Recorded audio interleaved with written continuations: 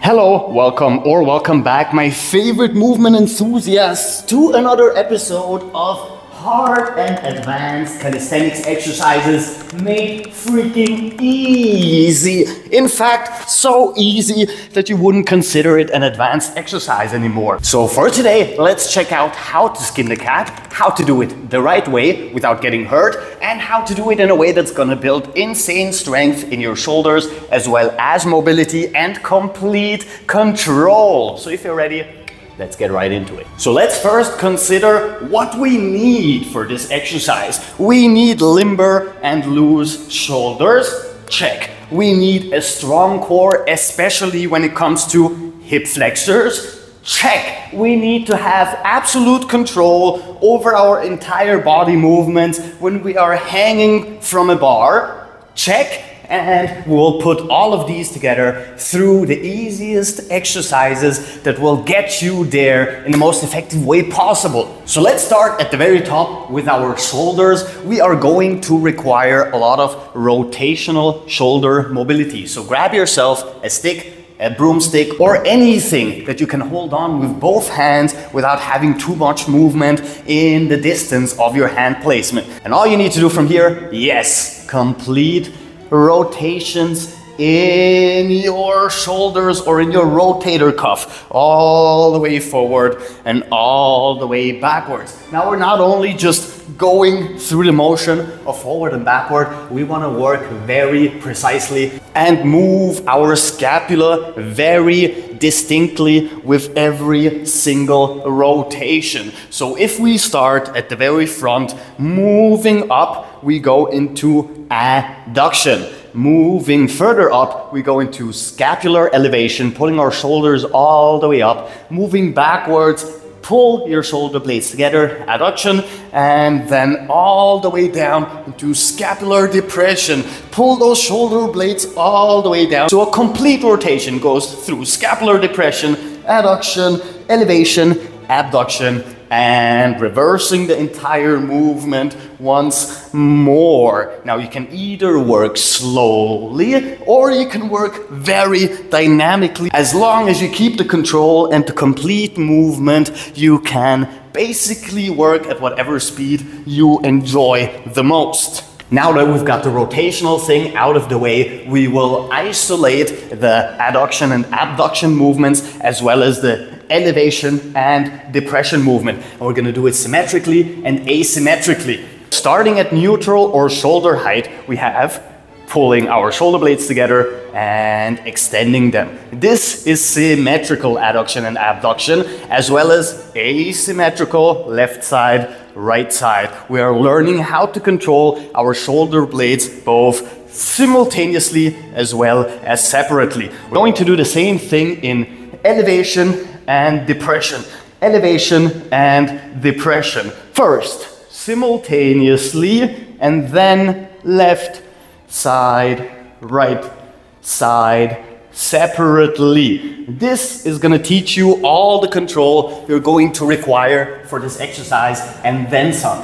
As for the shoulder mobility, we want to have just the tiniest bit of stretch, and a good exercise for that is getting into a dip position and then just relaxing in the lowest point we can hold for 10, maybe 20, maybe if you even can 30 seconds. Hold it all the way down here. Let your body weight pull you to that nice rotational shoulder and pectoral stretch, and reverse the movement, take a short break and repeat it. And the only other shoulder mobility exercise we will be using is the passive hang, basically just decompressing our joints. If you have the grip strength, then do it one-sided. This is going to help you elongate all of the musculature here, decompress every single joint all the way down through your entire body, but especially your shoulders, which is the main focus today. If you can't do one-sided, then hold on with both hands. The only thing more important than hanging here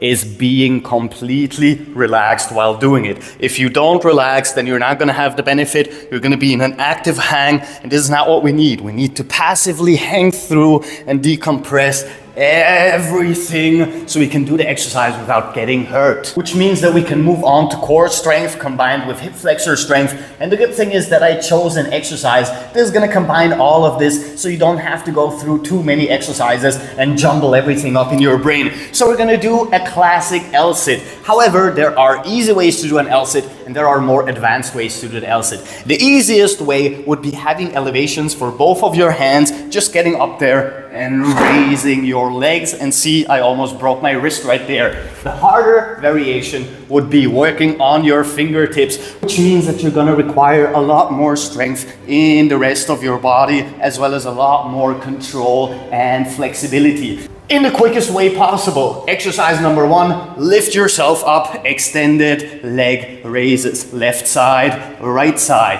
If you are strong enough, raise yourself up, raise both legs and bring them down again. Raise both legs and bring them down again. If you are even stronger, next exercise, static holds for the L-sit as long as you can, and then relax. Moving on to the next level, which you don't have to do. But if you want to learn another skill additionally to the one we're going to be doing right there, just remove the elevations and start working on your fingertips. Not only are going to make your hands much stronger, which is always a nice bonus to have, but you're also going to strengthen your forearms in another way. Not just the grabby parts, but also the strong, flexy, hold up parts that we're going to require for this. So elevation, hold up here, left side, the right side. Next level, same thing. Raise up and reverse. Raise up and reverse. And of course, the final level would be holding the L-sit for hop as long as we can, statically,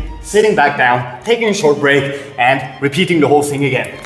In this video, I have a complete guide on core strength as well as the L-sit step by step for total beginners. So if this wasn't enough for you, you can take it very easily, very beginner friendly right there.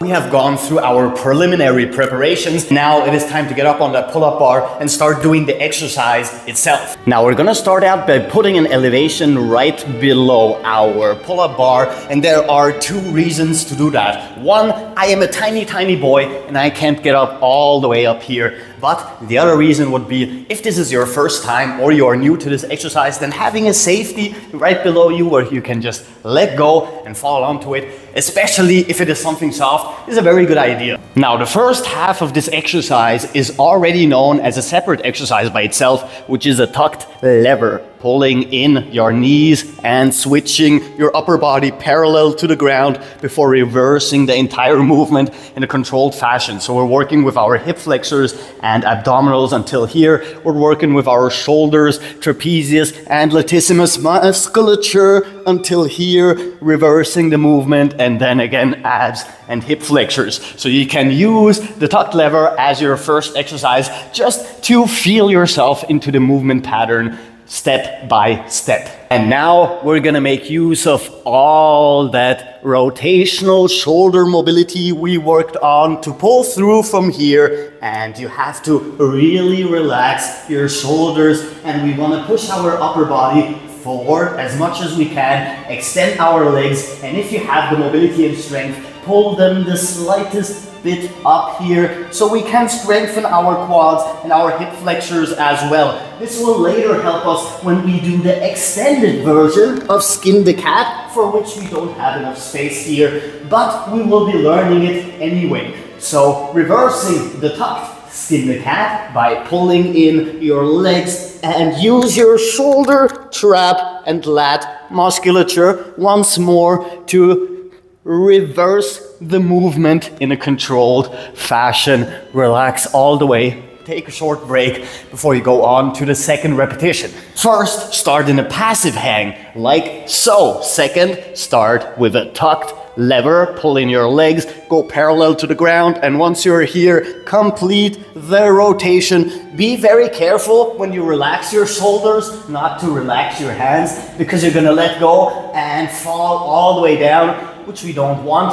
And afterwards, we're just gonna reverse everything like before. Pull in your knees first, work with your shoulder, lat, and trap musculature instead of momentum, and slow the movement down, especially the first couple of times where you do it, because we want to be able to control the movement. If you go too fast from the beginning and you use too much momentum, over time it might be that you learn it the wrong way, or you don't learn it through control and strength, which is later going to be detrimental to our advancement in this specific exercise and everything else we work on calisthenics wise. We always want to be in control of the movement instead of the movement being in control of us. Bars.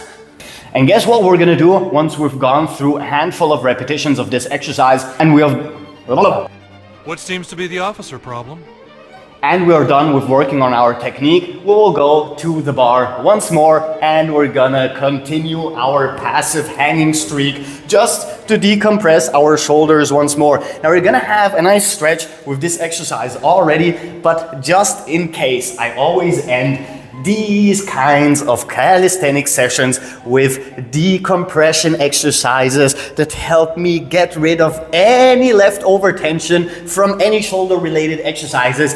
And there you have it. We successfully skinned the cat, and we did it without getting hurt, and we did it step by step with easy exercises, or let's say simple exercises. Maybe they take a lot of effort, but learning them is pretty simple. You can do it. I know you can, because I could, and I am a moron. So if I can do it, you can do it. With that said, sadly, however, this is all the time I've left for you today. Once again, I have to get back to work. But if you like the video and subscribe, and check out other videos on this channel, because we literally have new ones every single day. So until tomorrow, Captain Cairo, peace out.